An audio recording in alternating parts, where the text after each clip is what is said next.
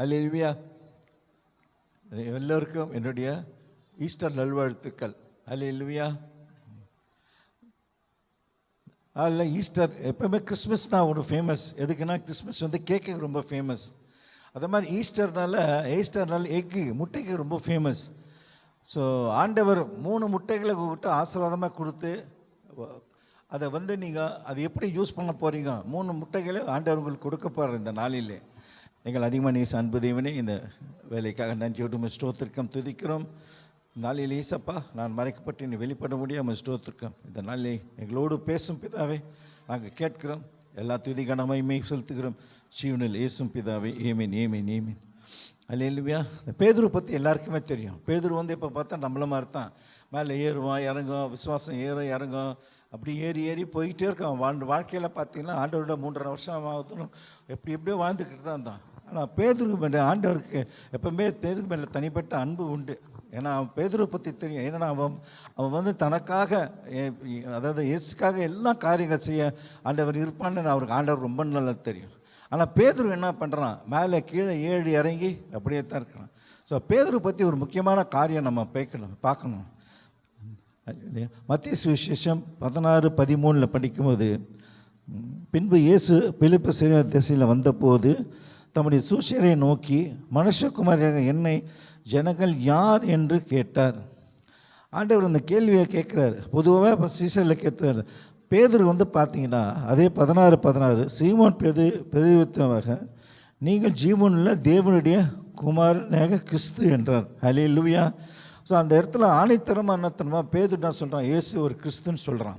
அப்போ உடனே ஆண்டவர் என்ன அவனுக்கு பதில் சொல்கிறார் பாருங்கள். 17 இயேசு அவனை நோக்கி, யோவான் குமாரனாகிய சீமோனே, நீ பாக்கியவான், மாமிசம் இரத்தமும் இதை உனக்கு வெளிப்படுத்தவில்லை, பரலோகத்திற்கு பிதா இதை உனக்கு வெளிப்படுத்தினார். அல்லேலூயா. இந்த இடத்துல பார்த்தீங்களா, இயேசு எப்பவுமே சொல்வார், என் பிதா என்ன சொல்கிறாரோ, என் பிதா இப்போ காட்டுறதான் நான் செய்கிறேன்னு சொல்லும் போது, இந்த இடத்துல பேதுரு அழகாக கொண்டு வந்து என்ன சொல்கிறார், பிதா தான் உனக்கு சொன்னான்னு சொல்லிட்டு ஒரு first class certificate, A1 certificate கொடுக்குறாரு. பெரிய சர்டிஃபிகேட் கொடுக்குறாரு. ஆனால் பேதுரு பாருங்க, இந்த இடத்துல அவ்வளோ ஒரு ஆவிக்குரிய காரியத்தில் அவ்வளோ ஒரு விசுவாசம் இருந்த அதே பேதுரு கொஞ்சம் நேரம் கொடுத்து பாருங்கள். அதே இதில் வந்து 16 பார்த்து மத்தேயு 16:21 பார்த்தீங்கன்னா, அது முதல் இயேசு தம் எருசலேமுக்கு போய் 30 நாளும் பிரதான ஆசிரியராலும் வேத பாதகனாலும் பல பாடுகள் பட்டு கொலையண்டு 3ஆம் நாளில் உயிர்த்தெழுக்க வேண்டும் என்பதை தம்முடைய சுவிசேஷருக்கு சொன்னார். அல்லேலூயா. தான் போகிற அந்த ஆவிக்குரிய காரியத்தை கொடுத்து ஆண்டவர் சொல்லார். பாடுகள் பட்டு சிலுவை அறையப்பட்டு 3 நாள் உயிர்த்தெடுத்து சீசருக்கு சொல்லும் போது அதே பேதுரு திரும்பி என்ன பண்ணுறான் பாருங்கள். 22 அப்போது பேதுரு அவரை தனியாக அழைத்து கொண்டு போய், ஆண்டவரை உனக்கு நேரக்கூடாது, உமக்கு சம்பிப்பதில் இதை கடிந்து கொள்ள தொடங்கினான். அல்லேலூயா. ஆவிக்குரிய காரியத்தை அந்த இடத்துல பாருங்கள். பேதுரு ஒரு உலக கண்ணால் பார்க்குறான்.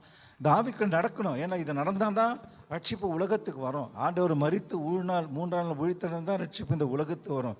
அதை அவன் அறியாமல் என்ன பண்ணா, உலகத்தின் காரியத்துக்கு வந்து அந்த நீ மறிக்கக்கூடாதுன்னு சொல்லிட்டு அவனை வந்து என்ன பண்ணுறான் ஆண்டவர். பேதுரு என்ன பண்ணுறா, ஆண்டவர் பதிலை கொடுக்குறான். ஆனால் ஆண்டவர் அவனுக்கு என்ன பண்ணுறாரு பாரு. 23 அவரோ திரும்பி பேதுருவை பார்த்து, எனக்கு பின்னால் போ சாத்தானே, நீ எனக்கு இருளாக இருக்கிறாய், தேவனுக்கு ஏற்றலை சிந்தியாமல் மனுஷுக்கு ஏற்றலை சிந்திக்கிறாய் என்று. இதே புறத்தில் அந்த சாப்டரில் 17 என்ன சொல்கிறார், புரலோகத்தில் தேவன் உனக்கு இதை சொன்னார். அதே சாப்டரில் 23 சொல்கிறார், சாத்தானே என் பின்னால் போன்றார். அல்லேலூயா. பேதுருவை திரும்பி பார்த்து, எனக்கு பின்னால் போய் சாத்தான் என்றார். உலகத்தின் காரியங்களை மன்னிச்சுக்கிறார், உலகத்தின் காரியத்தை யோசிக்கிறார். அந்த இடத்துல பேதுரு பார்த்தீங்கன்னா முதல்ல ஒரு காரியத்தை சொல்கிறான், 2வதுல வந்து உலகத்தின் காரியத்தை. அதான் அவனுடைய வாழ்க்கை அப்படித்தான், நம்மள மாதிரி தான், ஏறுது இறங்குது. அல்லேலூயா. அதுக்கப்புறம் பார்த்தீங்கன்னா ஆண்டவர் உயிர்த்தெழுந்த வந்து அது வந்த பிறகு பேதுருவை பார்த்து சில கேள்விகளை கேட்குறார். இதுதான்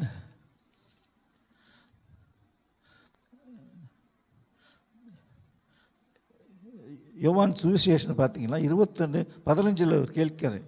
அவர்கள் போஜனம் எத்தனை பேர் எல்லாம் சீசர் இருக்கிறாங்க, கூட எத்தனை பேர் இருந்திருப்பாங்க, தாயார் தகப்பனார் எத்தனை பேர் இருந்திருப்பாங்க. அந்த அத்தனைலாம் மத்தியிலும் என்ன பண்ணுறாரு, இயேசு பேதுரை பார்த்து தான் இந்த கேள்வி கேட்குறாரு.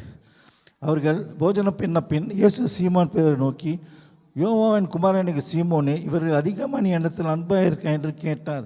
அதுக்கு அவன் உடனே நான் சொல்கிறான், ஆண்டவரே உண்மை நான் நேசிக்கிறேன் என்று அறிவீர் என்ற. உடனே ஆண்டவர் என்ன பண்ணுறாரு, ஆட்டுக்கொட்டைகளை அறுப்பார்.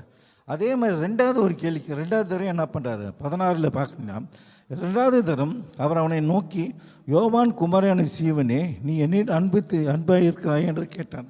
அதற்கு அவன் என்ன சொல்கிறான், ஆமாம் ஆண்டவர் நான் அன்பாக இருக்கிறேன்னு சொல்கிறான். ஆண்டவர் உடனே சொல்கிறார், என் ஆடுகளை மேய்ப்பாயான். அதோடு ஆண்டவர் என்ன பண்ணார், ஆண்டவர் என்ன பண்ணார், அவர் கேள்வி கேட்டார். கேள்வி கேட்டோடனே அவர் எதிர்பார்த்த பதில் வரல.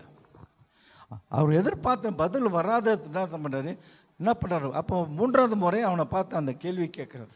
3வது முறை அவன் என்ன பண்ணுறாரு, 3வது தரம் அவனை நோக்கி, யோவான் குமாரனே சீமோனே, நீ என்னை நேசிக்கிறாயே என்றார். அப்போ தான் அவன் ரியலைஸ் பண்ணான். அவன் என்ன பண்ணான், எப்போ பார்த்தாலும் தனக்கு எல்லாம் தெரியும் என்ற இதில் இருந்து அவன் என்ன பண்ணான். அப்போ தான் என்ன பண்ணான், பதில் சொல்கிறான். என்ன பதில் சொல்கிறான்னா, பேதுரு துக்கப்பட்டு, அதே 17 துக்கப்பட்டு, ஆண்டவரே நீ எல்லாம் அறிந்திருக்கிற. அது வரைக்கும் உனக்கு தெரியும்னு சொன்னான். அவர் கேட்ட கேள்வி தான் பதில் சொன்னான். ஆனால் எதிர்பார்த்த பதில் அவன் சொல்லலை. அந்த எதிர்பார்த்த பதில் என்ன தெரியுமா, ஆண்டவருக்கு எல்லாம் தெரியும். ஆண்டவருக்கு மட்டும்தான் எல்லாமே தெரியும். ஆண்டவருக்கு எல்லாம் தெரியும். ஆண்டவர் மட்டும்தான் தெரியும். உயிர்த்தெழுந்த பின் ஆண்டவர் என்ன பண்ணார், பேதுரு பார்த்து இந்த 3 கேள்வி கேட்டார். அதே மாதிரி உயிர்த்தெழுந்த பின் ஆண்டவர் உங்களை என்னையும் பார்த்து இந்த 3 கேள்வி கேட்குறார். 3 முட்டைகளை கொடுக்குறார். முதல் கேள்வி, என்னை நேசிக்கின்றாயா, என்னை நேசிக்கின்றாயா, கல்வாரி காட்சியை கண்ட பின்னும் நேசியாமல் இருப்பாயா, கல்வாரி காட்சியை கண்ட பின்னும் நேசியாமல் இருப்பாயா. ஆண்டவர் உங்களை என்னை பார்த்து முதல் கேள்வி, என்னை நேசிக்கிறாயா, முதல் முட்டை. 2வது கேள்வி, நீ பிறரையும் நேசிக்கிறாயா, இது 2வது முட்டை. 3வது முட்டை, நீ என்னை நேசிப்பது போல பிறரையும் நேசிக்கிறாயா, இதான் 3வது முட்டை. இந்த சகோதரி நீங்கள் எல்லாம் நம்ம சொல்லலாம், நான் நேசிக்கிறேன், வார்த்தையால் சொல்கிறேன், வார்த்தையால் பேசலாம், எல்லாத்தையும் செய்யலாம். ஆனால் வார்த்தை என்னை நேசிக்கின்றாயா இருக்க பதில் உங்கள் வாழ்க்கையில் வாழ்ந்து காட்டணும். பிறர் நேசிக்கின்ற பதில் நம்ம வாழப்போகிற வாழ்க்கையில் காட்டணும். என்னை நேசிப்பது போல் நீ பிறரையே நேசிக்கிற இந்த பதில் நம்ம வாழ்க்கையில் வாழ்ந்து காட்டணும். நம்ம வாழ்க்கையை தான் வாழ்ந்து காட்டணும். வார்த்தையில் பதில் சொல்லலாம், 1000 காரியம் சொல்லலாம். இன்றைக்கி நான் ஆண்டவரே ஒரு கணவன் மனைவி பற்றி நான் அவனை ரொம்ப நேசிக்கிறேமா அப்படின்னு சொல்லலாம். அதே சாம்பாரில் உப்பு இல்லைன்னு சொன்னால் தடை போடுவான். சாம்பாரில் உப்பு இல்லைன்னு சொன்னால் அது எங்கே போச்சுன்னு தெரியல, அன்பு உப்போடு போயிடுச்சுன்னு நினைக்கிறேன். அந்த மாதிரி தான். ஆனால் வார்த்தையில் சொல்கிறத நம்ம வாழ்க்கையில் வாழ்ந்து காட்டணும். ஒவ்வொரு முறையும் நம்ம வாழ்ந்து காட்டணும். அப்போ தான் நம்ம என்ன பண்ணுறோம், அந்த வாழ்க்கை அந்த ஆண்டவருக்கு அந்த பதிலை நம்ம கொடுக்கப்படும். முட்டை பார்த்தீங்கன்னா, முட்டை எப்போவுமே இருக்குது. என்ன பண்ண முட்டையை பார்த்து ஆம்புலேட் ஆகி, ஆஃப் பால் ஆகி, பாயில் ஆகி, அதெல்லாம் பண்ண என்ன பண்ணோம், நம்ம முட்டையை உடைச்சி தவாவில் போட்டு அது இதெல்லாம் என்னென்ன செய்யணுமோ அப்போ குக் பண்ணால் தான் முட்டையை நம்ம சாப்பிட முடியும். அதே மாதிரி தான் ஆண்டவர் கொடுத்த இந்த 3 முட்டைகள் என்ன பண்ணுங்க, உங்கள் வாழ்கிற வாழ்க்கை என்ன பண்ண, என்னை நேசிக்கின்றா என்று பண்ணி அந்த முதல் முட்டையை உங்கள் வாழ்க்கையை உடைச்சி அது இருக்கிற ஆசீர்வாதத்தை பெற்றுங்கள். நீங்கள் பிறரும் நேசிக்கிறியா என்று சொல்லும்போது அந்த 2வது முட்டையை நீ உங்கள் வாழ்க்கையில் வாழ்ந்து காட்டி உடைச்சி அதுக்கான ஆசீர்வாதத்தை பெற்றுக்கொள்.